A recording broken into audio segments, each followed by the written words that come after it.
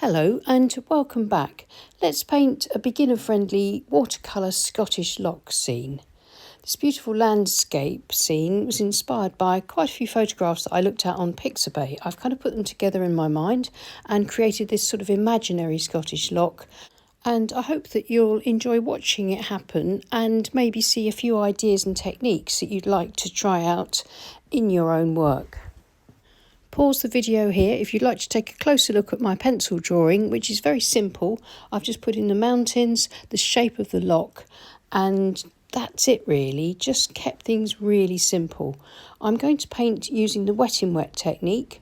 I'm using Saunders Waterford cold press watercolour paper, 11 inches by 15 inches or 28 centimetres by 38 centimetres. My board's at an angle of about 20 degrees and I'm wetting the page all over but leaving a few dry gaps. That means when I apply the paint, where the paint hits the wet paper, the paint will diffuse. Where it hits the dry paper, I'll get a harder edged mark and the paint will resist that area, so I can preserve some of my whites for highlights, but particularly for some of the white clouds in the sky. I'm using a Princeton Aqua Elite modeler brush. I like this at the moment. It's my favourite brush for painting large areas nice and quickly. It's a great shape for me. I love the big flat surface for big wide brush strokes, but I can change the angle of the brush. I can use the belly of the brush, the side of the brush, the tips, the corner, and create different marks using all of those different parts of the brush. But of course, there are plenty of other wash brushes out there that work equally as well once you get to know them. And I think the shape of the wash brush that you choose is down to personal preference. So I've got my sky and I've got my sky reflected in my loch below, and I've just used a flat brush to pull out a few areas of cloud to lift out the paint, and I've dabbed a bit more of it out with a tissue. I'm now going to use the corner of my brush and the tips to create the foreground landscape, dipping into indigo, sepia. I've grabbed a clean brush, I've got two of these modelers, and dragged some of the sky blue across the foreground and then carry on dipping into this really rich dark paint to continue to build up a suggestion of the landscape in the foreground. And then I'll start to work on building up the middle ground with some sap green and then the far bank of the loch and then eventually the mountains using these same colours, maybe swapping to a size 2 quill brush, cleaning things up with a flat brush, but generally just trying to build up the shapes of the distant mountains.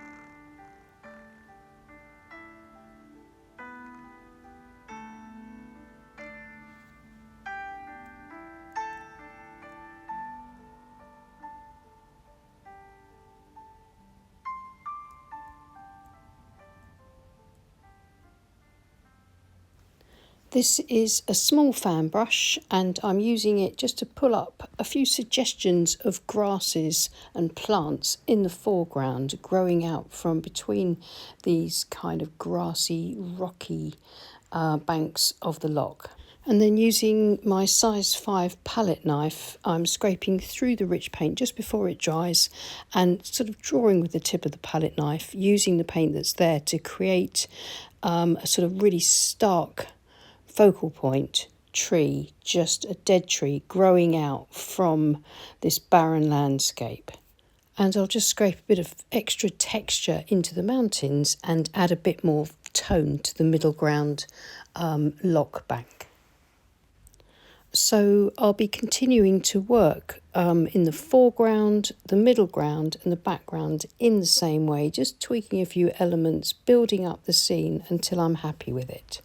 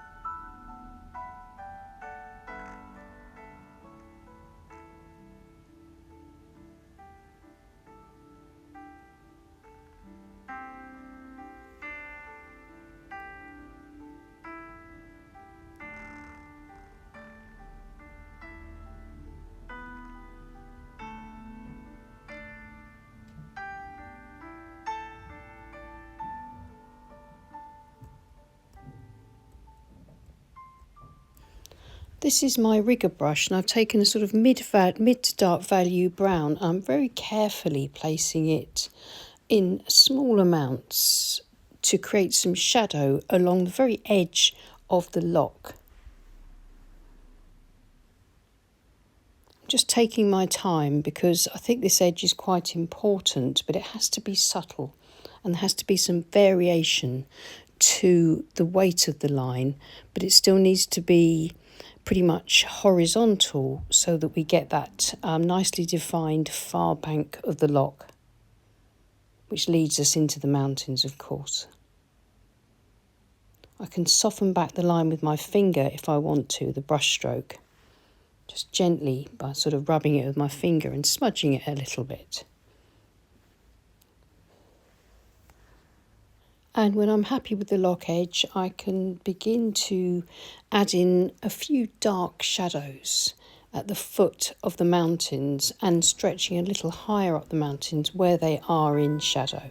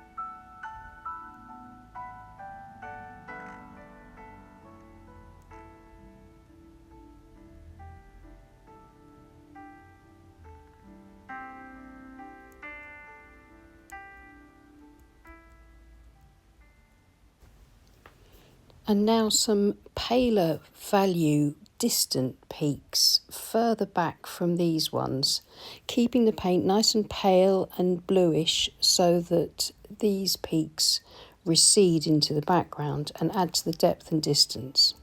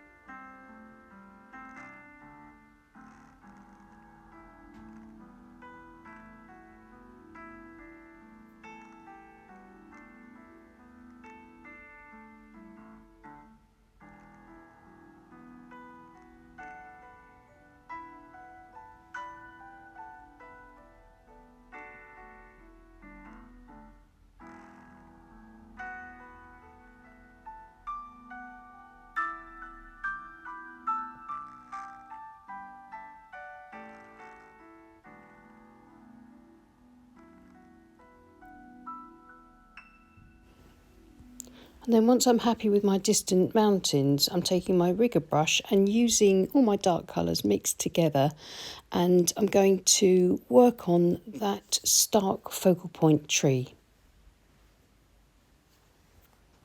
And I'm going to paint a small fence across the foreground edge of the loch, just to lead the eye into the painting and up to the focal point tree, and then hopefully the eye will then be led across the loch, the mountains and up into the sky.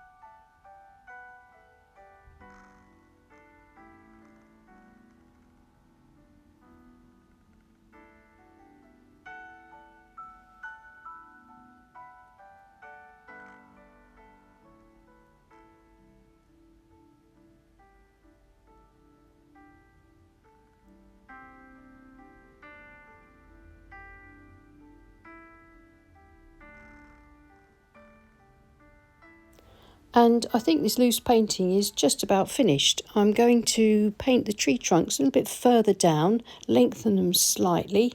I think that balances them out a little bit better.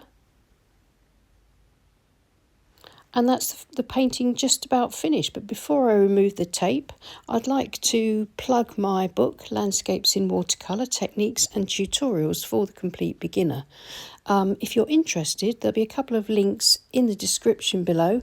There are plenty of techniques and tips and step-by-step demos in there if you're interested. And of course, Morgana and I have got a new book coming out, which we're very excited about. It's coming out in the autumn on watercolour flowers. So removing the tape, I can have a look at it and see how the painting looks with its clean white border and see if I think I need to make any adjustments to it.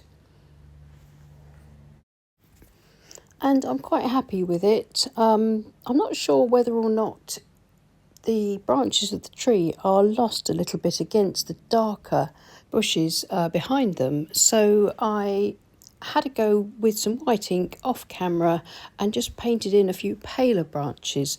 Whether or not that improves it, I'm not too sure. I think I'll sit with that for a little while. And if I'm not keen on that effect, I'll paint over the white with the darker paint again, just to remove it. Well, I hope you enjoyed the demo and that you've got something out of it, and maybe it's inspired you to get your paints out. Let me know what you think in the comments, and if you enjoyed it, then please click on the thumbs up button, and why not consider subscribing to our channel if you haven't already. It's free to do and it really helps with our reach. And many thanks to everybody that supports us on Patreon. We couldn't run this free to view channel without you. So I'll see you again soon. Take care and happy painting. Bye.